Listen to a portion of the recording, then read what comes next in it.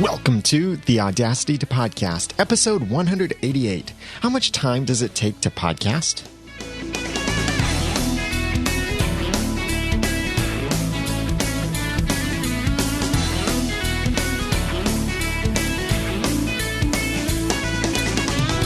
Thank you for joining me for the Audacity to Podcast. I'm Daniel J. Lewis, and this is the award-winning how-to podcast about podcasting. It's where I give you the guts and teach you the tools to launch or improve your own podcast for sharing your passions and finding success. A big question among podcasters, either those who are starting out or those who are already in it and maybe struggling or maybe looking for ways to improve, is how much time does it take to podcast? How much time should I be taking to podcast? What's the ideal amount of time that I should be looking based on what I want to do? And this is something that I think is one of the top expectations that podcasters have, is that it won't take much time to podcast, and therefore it will be really easy. They often think, I just will record my podcast, sit down for an hour, say some things in the podcast, and then that's it. Just 1 hour per week. That's all that the podcast needs. That is totally not true. But I am also going to share with you some ways on kind of the flip side of thinking of how do you slow down and complicate your workflow, but also share how can you speed up your workflow. I've talked a lot about tools that optimize your workflow and different things that you can find on the website at theaudacitytopodcast.com. But here I'll be talking about, in general, how can you speed up the time that it takes you to produce a podcast from nothing to a finished, published, promoted podcast episode. Just a few basic tips. And I'm also going to share with you how much time I spend on the separate podcast that I produce to give you a little bit of an idea of what it looks like for me to be podcasting. And I'm doing this month because September is the home to National Podcast Day, September 30th. Check it out at nationalpodcastday.com. I'm one of the organizers for this, and it will be a great event. And there are many different ways that you can participate in this. One of the big things that can be a lot of fun is video yourself talking to someone and just ask them, what's your favorite podcast? Don't explain what a podcast is. Don't ask first if they know what a podcast is. Just find someone and ask them, what's your favorite podcast? And let's see what the results would be from that. I'm really looking forward to some of the fun we'll have with this because there have already been some great videos that we've seen come out from this. So check that out over at nationalpodcastday.com. And this month, I'm going to be giving you a little bit of an inside look into some of the ways that I podcast throughout the episodes in September. So I'll share with you my basic workflow and how much time it takes me to produce the different podcasts that I host as part of Noodle Mix Network. But first, let's start with looking at how much time it does actually take to do an audio podcast. It's a 4-to-1 ratio, and that is 4 minutes of work for every 1 minute of content. Audio podcasting is easier than video podcasting on several different levels that allow it to be a smaller work ratio. And yes, that is a smaller work ratio. I'll talk about video in a minute, but audio equipment costs less. It's easier to get high quality audio recordings for a low price. Audio is easier and cheaper to edit. You can use free software like Audacity and not have to pay anything to edit the audio. Audio costs less to host and distribute. Audio is more consumable. People can listen to it while they're driving, while they're mowing, while they're walking, while they're doing other things. Audio is also more seamless whenever you're editing it. It's very easy to edit the audio so that no one notices a glitch. Or if you say, and then you edit that out, it's very easy to do that and no one would even know that was there. There are some other tricks that you can do that make it seem seamless without anyone ever realizing that you had to edit something out there. But even though audio podcasting is easier, it does still take time. That's where that 4-to-1 ratio comes in. 4 minutes of work for every 1 minute of content. So a 1 minute podcast episode would be a total of 5 minutes. 4 minutes of work, 1 minute of content. Now, where you distribute that work is really up to you, and it depends a lot on how prepared are you to present your information. The more prepared you are, the more work you do before you record, generally, the less work you'll have to do after you record. So the more I prepare ahead of time, I get my thoughts out, I have an outline, I have all of my notes and resources together, I have my sound clips. The more I do that before I press the record button, then that's less editing I have to do afterward, or fewer things inside of the episode that I have to pause to try and find something, to look for something, or I make an awkward moment in the audio because I forgot something or I didn't have it in front of me and I need to go find it, and then I need to edit that spot out. Less preparation means that on the other side of your recording, you'll end up doing more editing, more writing of the show notes.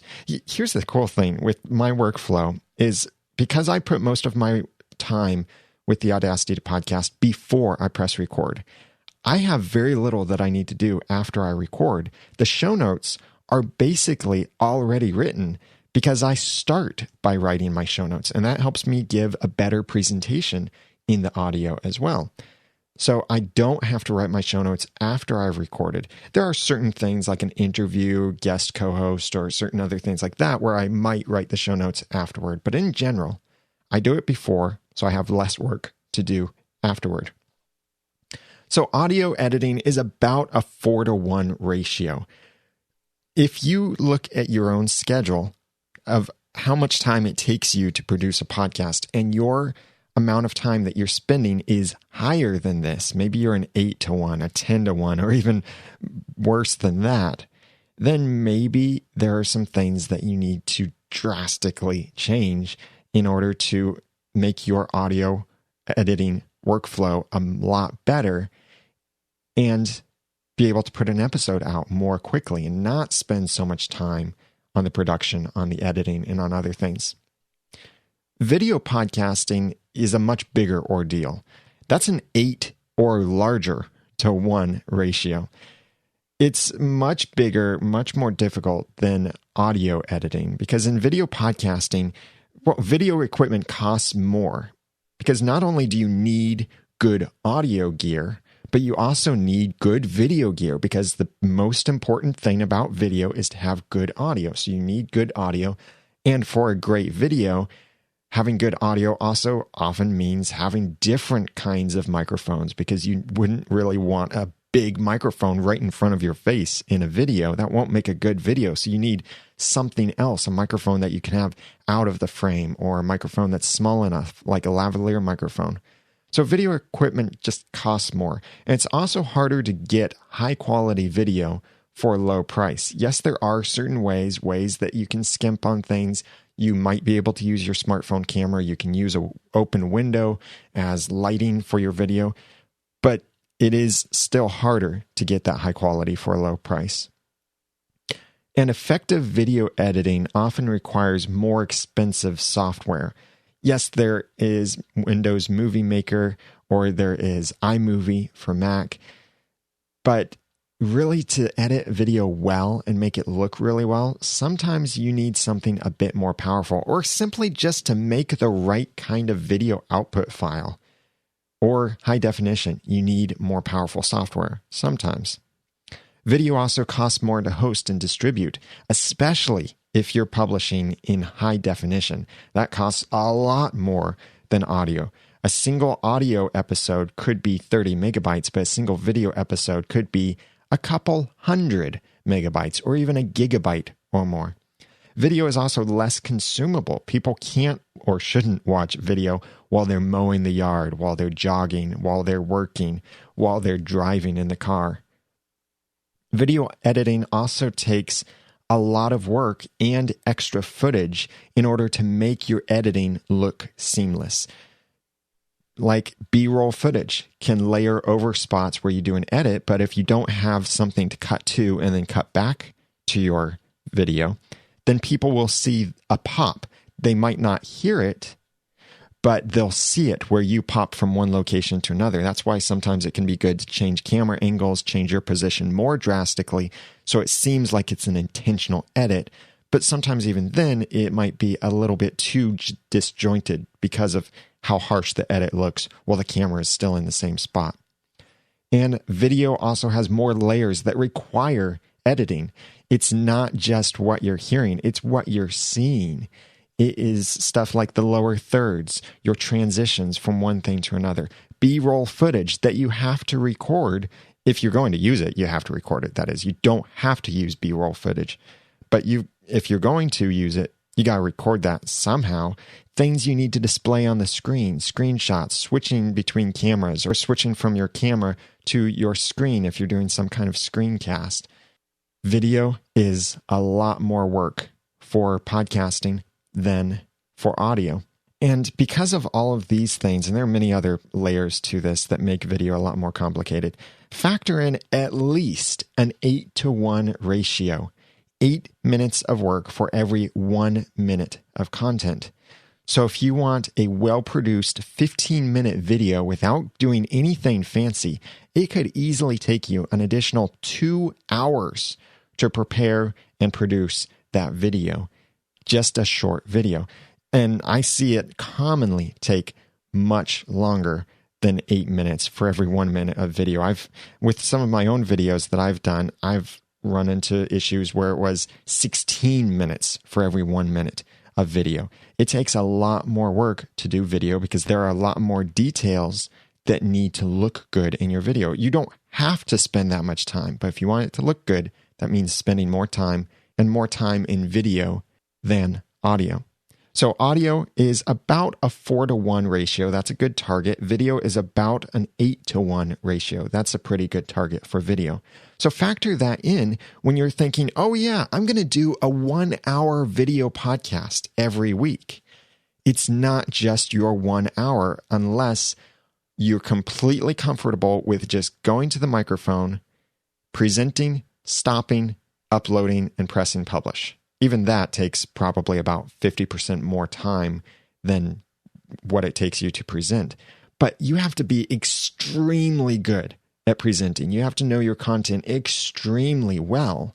You have to be able to improvise, think on your feet, all of these things. And so all of that comes from a lifetime of experience of being able to do that. It's like there's a pianist I've heard of, Larry Dalton is his name, and he's done some orchestral work and some cool compositions that I've appreciated and respected in the past. And he has a music album that is where he went into this recording studio, sat down to the piano, and played and improvised everything. You might think, whoa, that's awesome. He just sat down for an hour and recorded several different songs and had a music album. Yeah, that's awesome. It took him years to get to that point. So for you to get to the point where you can just sit down, record, press stop, upload, and publish will take years of practice and work. That doesn't mean you won't ever be there. But even if you get there, the people who have the ability to do that still prepare. They still try to work out, what is it that I want people to receive in this episode? How can I communicate that best? What's the illustration I need to bring to this? What research do I need to do to make sure I'm presenting factual information? So even if you have that great skill, you still have to put in the labor to make this well. And by the way, speaking of labor, today is actually Labor Day when I'm recording this, and that's why I decided to make this episode about the work it takes to podcast, or the time it takes to podcast. So let's look at the negative side of this before we look on the bright side. How to complicate your podcasting work. This is the stuff you should do if you don't want to live a life outside of working on your podcast, and all you want to do is slave over the minute details of your podcast, editing it down to just the right thing. Here are 5 things you can do to complicate your podcasting work and thus ruin your life. Number 1, try to be perfect. This was my biggest struggle when I started podcasting with the Ramen Noodle, my clean comedy podcast that I still host today. I was trying to be perfect. I would script my episodes. Then I would go back and embellish the descriptions, add a lot more humor to the story. Then I'd go back and edit it and reread it and edit and reread and edit. And then I would perform it And because I was performing it according to a script, if I had the slightest mistake, I would need to redo a sentence or a paragraph. That meant making a lot more edit points for myself. So back then, the Ramen Noodle was a 15-minute podcast, and it would take me at least 8 hours to do the podcast. That was horrendous. I wouldn't wish that on my greatest enemy. That is not a 4-to-1 ratio. That's not an 8-to-1 ratio. That is a 32-to-1 ratio. 8 hours for about a 15-minute show. That was horrible. I was trying to be perfect. That's why it took me 2 years to release only 9 episodes. So if you want to complicate your podcasting work, then number 1, try to be perfect.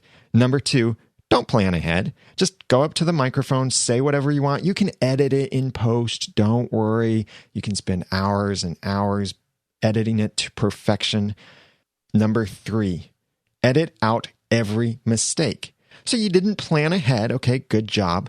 And because you didn't plan ahead, you've got a lot of mistakes in your audio. You didn't quite say that the way you think came across very well. You say a whole lot. Definitely say a lot in your recording, because that really helps when you want to complicate your podcasting work. And don't really think through things very well. Say that you have 3 points and then forget the third one, or actually end up talking about 4 different points. This is what you need to do to complicate your podcasting work. Number 3, edit every mistake. Number 4, edit in your sound clips. Don't worry about live mixing your sounds. Put those things in afterward. And in fact, put in more sound effects than you actually need. Maybe put in a little beep every time there's a paragraph pause, or have intro music and outro music and all of the stuff that goes in on the background, certain sound effects and bumpers and all of the stuff that it'll make it sound really good. Edit this all in afterward, because you don't have time to mess with that while you're recording. And number 5, do everything yourself, because no one really knows your content like you do. You know exactly what needs to be edited. You know how to make this perfect and pristine. So do it all yourself. These are 5 ways that you can complicate your podcasting work, and I highly recommend that you don't do these 5 things. If you are doing any of these, stop it. So let's look at the bright side of this. How to simplify your podcasting work. Number 1, plan and prepare. This is the most important thing for really anything in life that you want to be a success. It's been said several ways and by several people, failing to plan is planning to fail. So you need to know what you're going to say and how you'll transition between your points before you present them. Plan to succeed. Have a plan for how you're going to share your content. Have everything that you think you'll need ready for you. Sure, there are the things here and there where you won't realize until you're actually talking that there was a certain resource that you wanted. But if you planned and prepared enough ahead of time, and maybe even rehearsed ahead of time, then you might know, oh, this is another thing that I should consider as you review your information. By the way, I have a checklist of 20 things you should do before every episode of your podcast. If you want to download that free printable PDF, so you can checkmark it yourself or put it on a whiteboard or checkmark it in PDF form or anything like that, go to the show notes at theaudacitytopodcast.com/time to download that PDF from the show notes for this episode, number 188. So that's number 1, plan and prepare. Number 2, look for patterns you can create and then automate them. You can make templates, follow some kind of regular outline and flow for your episodes, or use any kind of tools that you can get your hands on to automate the mundane tasks for you. If you always have your show notes that have an intro paragraph, a heading, a paragraph, a heading, a paragraph, bullet points, podcast review, thanks, all of that stuff. If you have any kind of pattern like that, make a template out of it. Simple Content Templates is a plugin I use for WordPress, and I've got a link to that in the show notes at theaudacitypodcast.com/time. And that is a plugin that allows you to create a starting template. So you're not duplicating past podcast posts, but you create a template and then just add to it as you need to. That's number 2. Look for patterns you can create and then automate them. Number 3, use equipment to simplify your workflow. This is why you should get a mixer or a certain audio processing equipment like a compressor, limiter, gate, or a better preamp. This kind of stuff reduces how much work you need to do afterward. Like, I don't need to run a software compressor on my audio because my hardware compressor limiter gate does a really good job of handling it for me.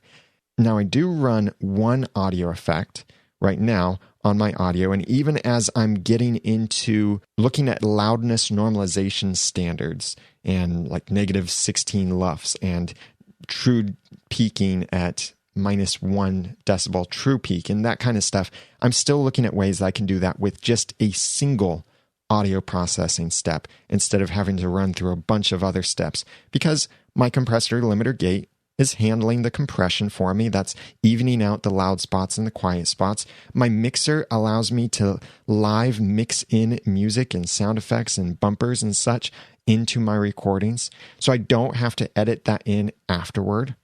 And remember, a quality microphone in a good recording environment, that doesn't mean you have to have a studio, a professional studio, but a good recording environment with a good microphone also means that you won't have to do any kind of noise reduction or equalization or extra post-processing after you've already recorded. So that's number 3. Use equipment to simplify your workflow. Number 4, don't try to be perfect. Edit out only the major distractions and let the rest of your presentation be authentic. If being truly authentic is not good enough for you, then improve your presentation skills. If you realize, I say way too many times, then stop it. Stop saying so much. Work really hard to get better at doing that. If you want to improve your presentation skills, practice presenting at places. Host something at your local library. You could just do something like how to start a podcast or how to edit with Audacity or how to start a blog or how to use Twitter. Think of something you could share at a local library or some kind of meetup group, and that can give you great practice opportunities. Join something like a local speakers group like Toastmasters or something else. Any way that you can to practice your presentation skills will carry over in so many other ways of your life, because it is working on your communication, even if it means getting a family member or a friend to sit down in front of you while you stand in front of them and give them a 5-minute monologue. That can really help your presentation skills. It can also be really stressful because there's an audience of one.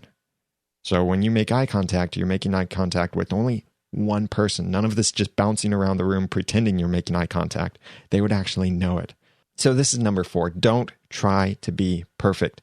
Edit out only those major distractions. And it's okay if there are some other flaws inside here and there. If you need to edit things to make it closer to perfect, that's when number 5 really comes in. But even then, still consider this. Number 5, delegate some things. Get some help. This is one of the points that I brought up in my talk at Podcast Movement 2014. I shared 10 ways to podcast from average to amazing. Basically, Podcast Masterclass, a month-long course, squeezed down to about 35 minutes. And one of the points that I brought up as a way to take your podcast from average to amazing is to involve other people. That doesn't mean you have to pay them, but don't be afraid to pay other people to do things for you. This could be a volunteer that does something, or someone that you do pay, a virtual assistant, an audio editor, a video editor, someone who takes photos for you to put in your notes or adds some links for you. Anything like that, manages your WordPress site, or anything that you can do to simplify your process and let someone else do what they are good at so you can do what you are good at doing.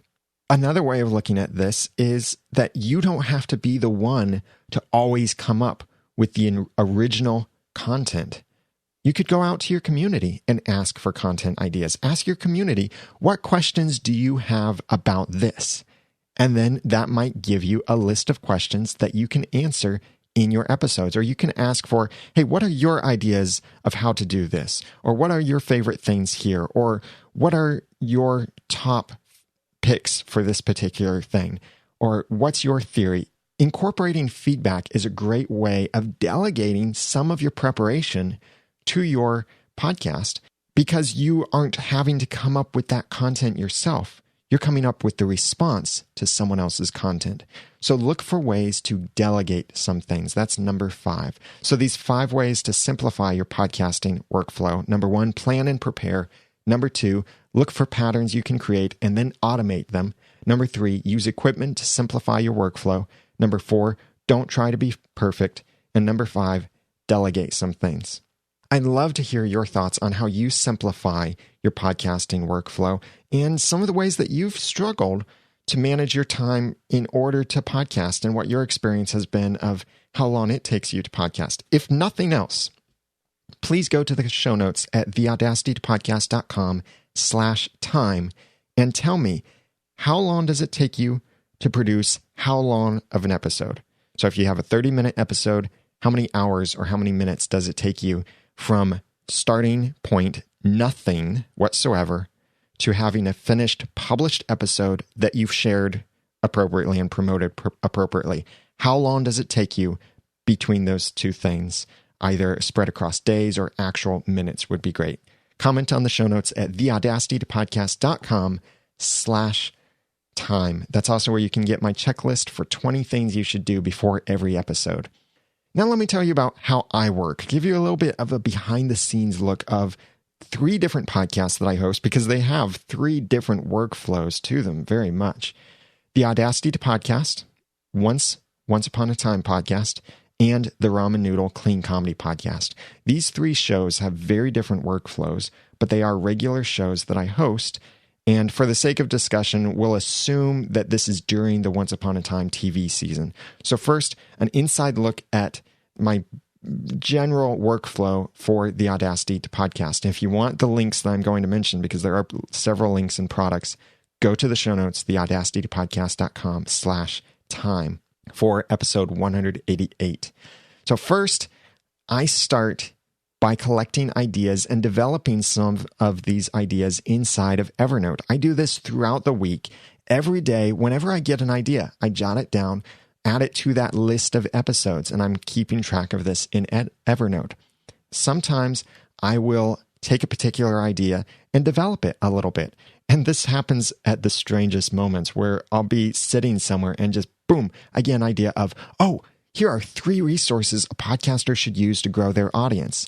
Or here are 5 things that only cost $5 but are worth $500, whatever, anything like that. So I might come up with that idea, or maybe I just come up with a title idea or a basic content concept.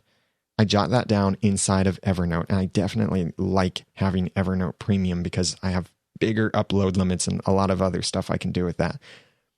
Then on Monday mornings, starting at 11 o'clock, I stop whatever I'm doing in that morning, or I try to, and I switch over to working on the Audacity to Podcast. This is the time that is scheduled for me to prepare for the Audacity to Podcast, 11 a.m. to 1:59 p.m., because I go live with the Audacity to Podcast at 2 p.m. on Mondays Eastern Time over at theaudacitypodcast.com/live. Then while I'm doing this, during that 11 o'clock hour and on, I decide on my topic, if I haven't already decided it, and then I outline what I'm going to share. At this same time, as soon as I know what my topic is going to be, and in general, how I'm going to approach it, like, is this a how-to? Is this a list item? Is this something else? Am I answering a question? What kind of stuff and what kind of text can I use to promote this? I then send or schedule messages to my social networks, and I use Buffer to do this, to post to Facebook, Twitter, Google+, and other places. And I encourage my audience to then come and listen live, which many of them sometimes do on Mondays at 2 p.m. Eastern Time. In WordPress, I started Draft Post using Simple Content Templates, a plugin that allows me to create a template. And so it already has my basic sections on there. And I start writing my notes then into it. While I'm writing, I add the necessary hyperlinks and any kind of formatting. And I say I add the formatting now because it's a lot easier now that I use Markdown for writing my show notes. I use the Jetpack module for Markdown, and I wrote a blog post all about 5 ways that Markdown helps you write more quickly. That's over at my personal blog, danieljlewis.net, but you can get the link in the show notes for this episode at theaudacitytopodcast.com/time. I also collect any information I need and any research I need to do as well while I'm writing the notes. And while I'm writing my notes, I'm thinking about, how am I going to say this? What other things does this inspire me to say? What offshoots of thought do I need to record in this? Next, I arrange my notes and the outline in the most logical flow. Sometimes that's easy, sometimes it's a little bit hard, and sometimes it's completely different from what I originally expected to do. Next, I reread my notes and add any additional thoughts or resources and make sure that my transition points are good, that I have everything that I need, that most of my links that I need to refer to are already there, so I don't have to try and find them later, or so that I can know to say the link for this is in the show notes. Then at 2:00 p.m., I present and I record the podcast live streaming over at theaudacitypodcast.com/live. While I'm presenting the podcast episode, I hit the record button on my Zoom H4n, which is the recording device for the audio currently, and that places a marker on spots that I definitely want to be edited. There have been a couple markers that I've placed in this episode where it was a moment that I stumbled over something. I realized I wasn't saying this the correct way. I said something completely wrong, something like that, an actual major distraction.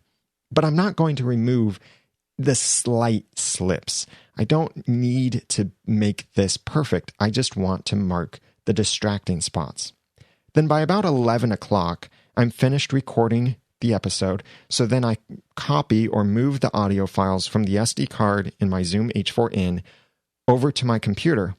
Then I use Adobe Audition to convert these 2 stereo recordings, because my Zoom H4n records in 4 channels, so I have 1 stereo voice track and 1 stereo soundtrack.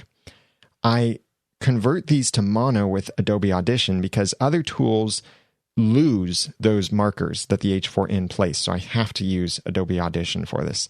Converts it into the mono files and keeps these markers in it. And then I put those recordings, 2 WAV files, into a new episode folder on Dropbox, and I share that with my audio editor, John Buchanan, and he does a great job with this. We both have Dropbox, and in fact, I've got Dropbox Pro. I've had it for a while, and I'm thrilled that now there's 1 terabyte of storage on Dropbox Pro, which just amazes me because that's twice the size of my computer's hard drive. So I could put my entire computer's hard drive in Dropbox and only fill half the space. It's really cool. I think that makes Dropbox totally worth the $100 per year.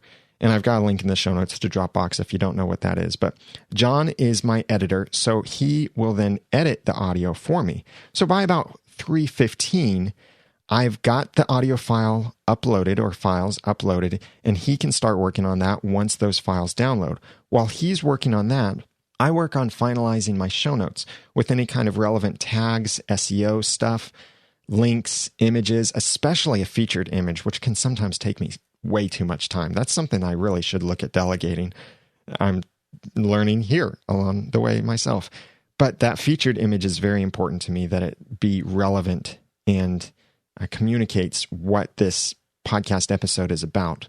By around 4 o'clock, I either move on to engaging in podcasting social media communities, or I write or finish my email that goes out to my exclusive list for podcasters. And I use MailChimp, by the way, for my email list, and I schedule that message after I've written it, and it has a little blurb about my most recent blog post, my most recent video, and my most recent audio podcast episode. I schedule that to send the next day. That's Tuesday at 11 a.m. And then I'm finished with my email, because that latest blog post, podcast episode, and all of that stuff gets pulled from an RSS feed. So I don't have to write that or worry about the links working by the time that the email goes out. Then by around 5:30 or 6 on Monday, John is finished editing the episode. So I give it a quick glance, just making sure that the major problem points that I marked were fixed, and I'm happy with that. And I look at the beginnings and the ends to make sure that the transitions look fine, and any other spots where I am just curious and making sure that it seems okay. I don't listen completely back to it because I trust John. He's very talented, and I trust his discretion on things. I'll sometimes give him specific tips on please remove this section or things like that. But in general, when I place my markers in the recordings, he knows what to do with them. He can hear me say something and then mess up and then say it again properly, and that's right where the marker is. So he knows, remove that thing that happened just before. So I just look over, just give a quick glance to make sure everything looks all right. Then I export an MP3 from Adobe Audition, and I use ID3 Editor to add the ID3 tags. After all that is finished, I upload the file to Libsyn and then link to it in my show notes from my WordPress blog and click publish. Then the last thing I do is after I've published it, I go check it, make sure it looks all right, and then I share that post to Twitter, Facebook, Google+, StumbleUpon, LinkedIn, and Pinterest. Sometimes, depending on the content and what inspired the content, I'll even share it with specific individuals or with specific podcasting communities. I don't do this very often because I'm not in these podcasting communities just to promote my own stuff. But if it's something I truly think everyone in that podcast community needs to know, then I'll consider sharing the content out to them. And that's my workflow in general for the Audacity to podcast. Now, the workflow that I'll give you with my other podcast will be a bit more simplified, as now you know the majority of the details of things. And I'll simplify this just for the sake of discussion. But the workflow for these other shows is sometimes a little bit more complicated. So starting with my Once Upon a Time podcast, assuming this is during the TV season, here's how the week goes, because we record 2 episodes per week during this TV season. Sunday morning and afternoon, I schedule several social messages with Buffer to tease our followers about the coming Once Upon a Time episode. And I also encourage them to join our live chat during the Eastern time viewing of the episode and listen to our live initial reactions podcast episode 15 minutes after the TV show episode airs. The show starts at 8. At 7:45 p.m., I sit down at the TV. I've got my iPad and my Bluetooth keyboard, and I'm in the chat room, and I start chatting with some of the other people watching it. I make sure that any other last-minute tweet I need to send goes out. And then at 8 o'clock, when the show starts, I start noting any kind of major discussion points that we want to approach in our initial reactions episode. And I write these down inside of Workflowy on my iPad because that's a great app that works well on my iPad. And then I can access it on my computer back in the studio. We can also share it, and Workflowy works great for our Once Upon a Time podcast because of the way that it works and some of the cool things we can do with it. Then after the show is finished, I send out another message on social networks, some kind of reaction to the episode without giving a spoiler. Like, can you believe that Prince Charming died? We're going to talk about that in this episode. No, nothing like that. But we'll have something a bit more vague that people who watch the episode would kind of have an idea what that is. Like, can you believe what Regina did? Or something like that. That's vague, but people will be like, yeah, that was amazing. And encourage them then to come to our live podcast, which will then start at 9:15.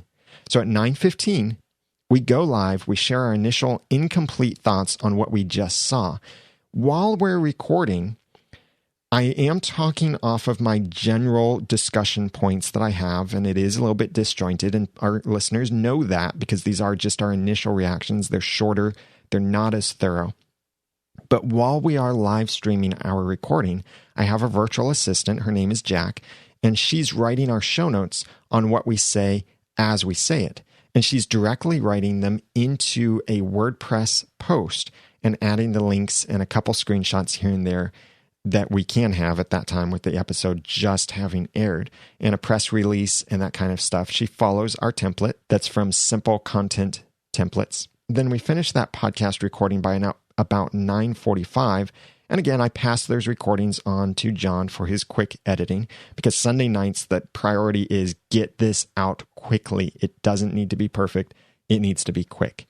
By about 10:30, the show notes are complete, and I may just have to go back and add a couple links or a photo or just double check everything. And I have the completed, tagged, and uploaded episode of the podcast already. So then I publish the podcast episode and share it on social networks. But because we do 2 episodes per week, my work doesn't stop there for that podcast. On Monday morning, I download the episode from iTunes. I get the high definition version, the 1080p version of this. So I have paid for that subscription in iTunes to do this. And then, this is a secret, I use M4V gear to convert the video into a format I can use for screenshots and sound clips. Shh, that's a secret. You can get that link for that tool that you should use over at theaudacitypodcast.com/time. But it really is a great tool. Not whispering anymore here, but it does enable me to use a DRM video file in a program like Virtual LAN Client or VLC Player, so that I can take high definition screenshots and also very easily drag it into my audio editor to get my sound clips. Then in the following days, I have a team of volunteers and staff who collect interesting forum posts, sort the feedback, and place all of this into our shared workflowy document for the next podcast episode.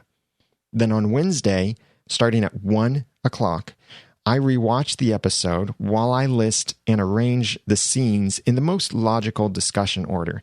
And while I'm watching, I'm also taking notes on interesting things that I want to discuss. Sometimes I'll pause and I'll do some research on something, or I'll sort the feedback while I'm going through this, or capture and edit sound clips, take screenshots, edit those together as I'm going through this. That way I'm not creating a pile of stuff that I'll have to deal with after I watch this. I do this while I'm watching it. So I'll sometimes do it while the player is going. Sometimes I'll pause the video and edit these things.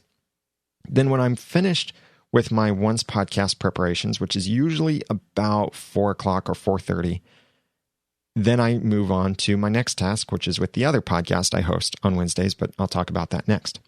At 7 o'clock, my co-host, Jeremy, and I rewatched the episode, and this is my 3rd or 4th time watching the episode. And we both take notes on the episode, and we're taking those notes into Workflowy so that we can take advantage of this really nice shared document format that has lists and bullet points and sub-bullet points and sub-bullet points and all of this. Then at 8 o'clock, we connect with our remote co-hosts and go live with the podcast while Jack, my assistant, one of my assistants, takes the show notes while we're talking. Then about 10 o'clock or so, we finish the recording. I share the files with John, and my co-hosts also share their files with John because we're doing a double ender on multiple levels. So they share their recordings with John too. John edits everything together, then either late at night or early the next day. So then before noon on Thursday, I look over the show notes, the podcast editing job, and the tags, everything that I need, and I export, tag, upload, and publish that episode. Then I share it on the social networks.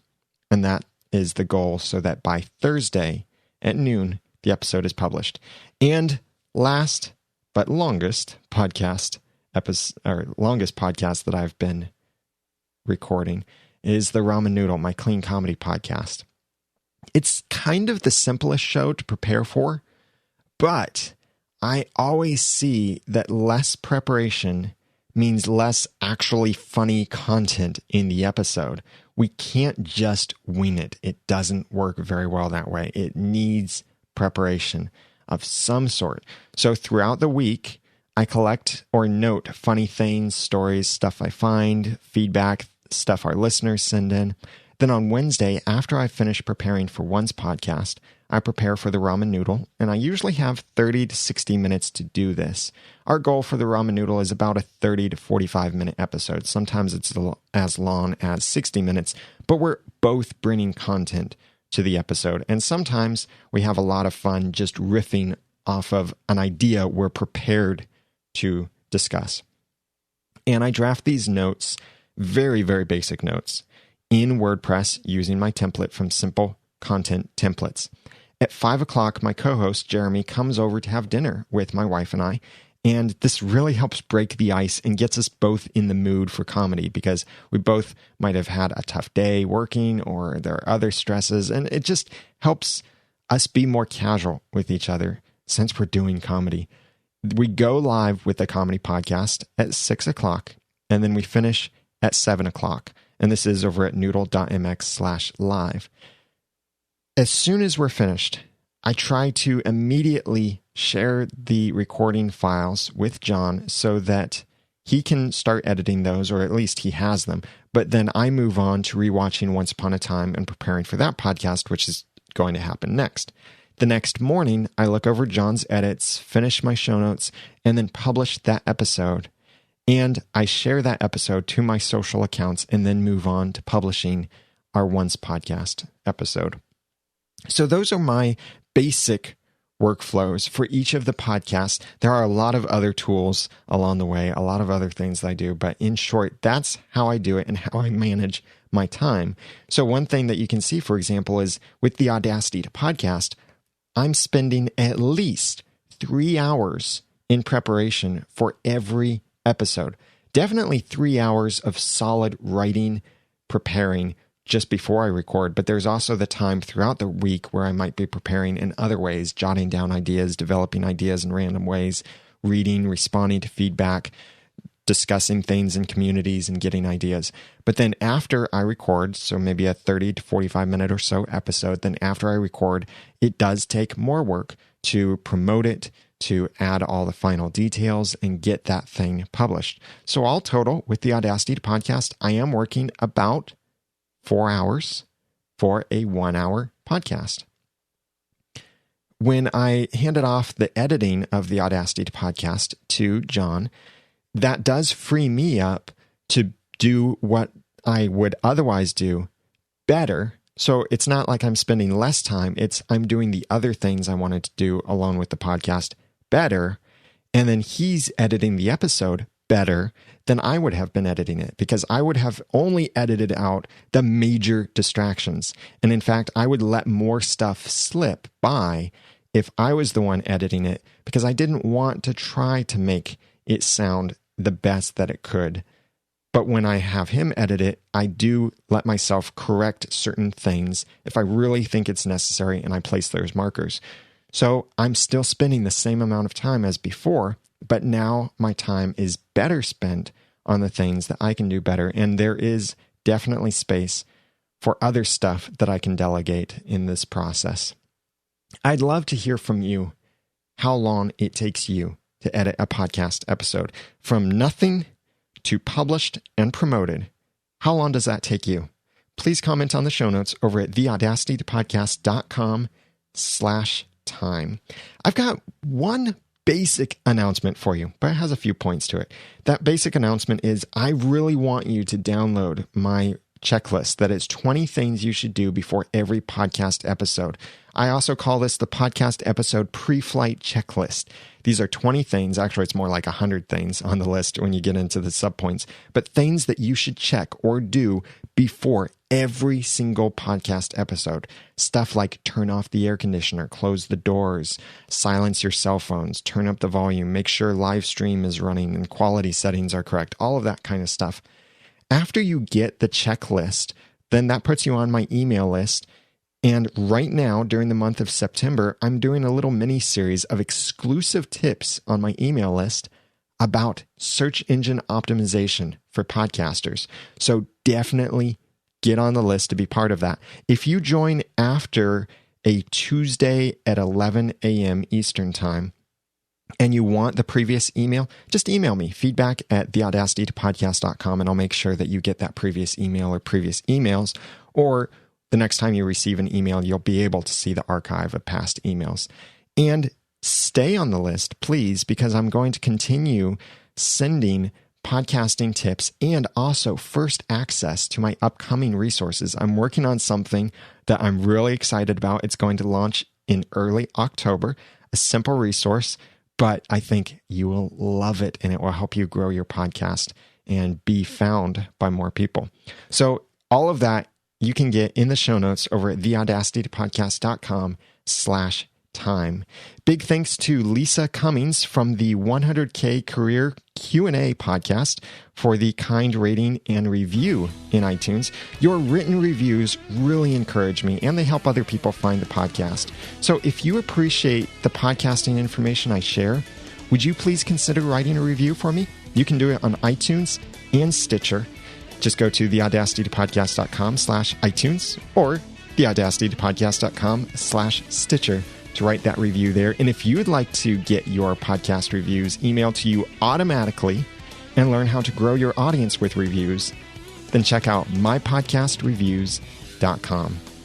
I'd love to help you launch or improve your podcast. Please let me know what I can do, either through the podcast or maybe some one-on-one consulting services that I offer.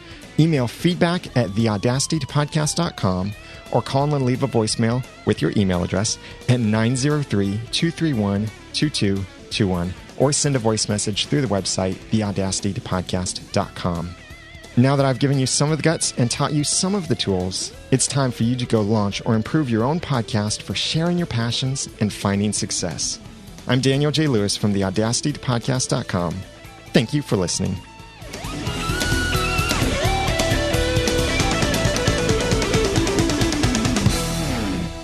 The Audacity Podcast is a proud member of Noodle Mix Network. Find more of our award-winning and